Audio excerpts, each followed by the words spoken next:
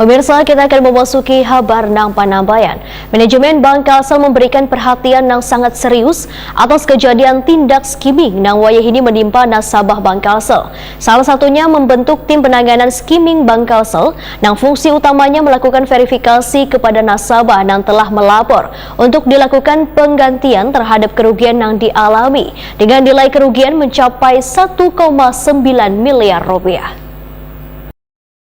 Manajemen Bank Kalsel memberikan perhatian yang sangat serius atas kejadian tindak skimming nang wayah ini menimpa nasabah Bank Kalsel.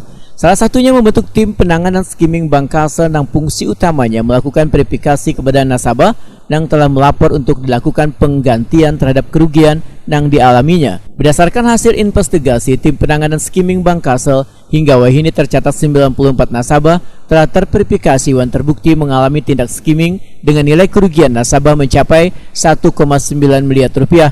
Ditemukan bahwa penggunaan transaksi berada di luar wilayah Kalimantan Selatan. Direktur Utama Bank Kalsel Hana Wijaya memadahkan sudah melakukan penggantian kepada nasabah yang terverifikasi skimming sesuai dengan nilai kerugian yang dilaporkan. Tindakan cepat dan tepat ini, ujar Hana Wijaya, sebagai bentuk komitmen Bank Kalsel untuk selalu memastikan nasabah sebagai prioritas utama agar selalu merasa aman dan nyaman.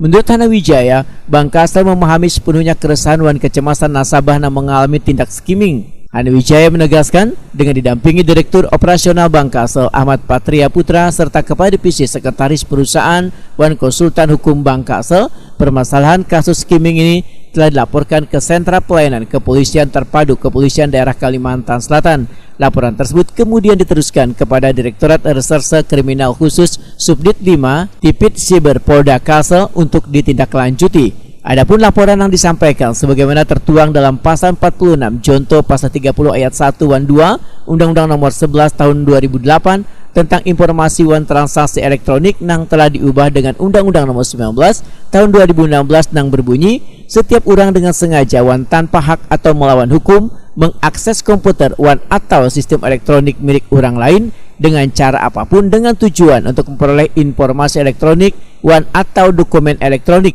Secara umum, ujar Hana Wijaya, pelaporan menyangkut kasus skimming yang telah merugikan nasabah Bank Kalsel, dengan harapan pelaku dapat ditemukan dan diadili sesuai hukum yang berlaku, sehingga kasus serupa kada terjadi lagi di masa akan datang. Hana Wijaya menghimbau kepada seluruh nasabah Bank Kalsel agar senantiasa berhati-hati dan melakukan mitigasi terhadap potensi skimming, antara lain dengan mengganti PIN ATM secara berkala, menjaga kerahasiaan data dan menggunakan fitur tarik tunai tanpa kartu atau cardless melalui mobil banking Axel by Bank Kalsel. Atas nama manajemen Bank Kalsel, ujar Hana Wijaya memohon maaf atas ketidaknyamanan nasabah.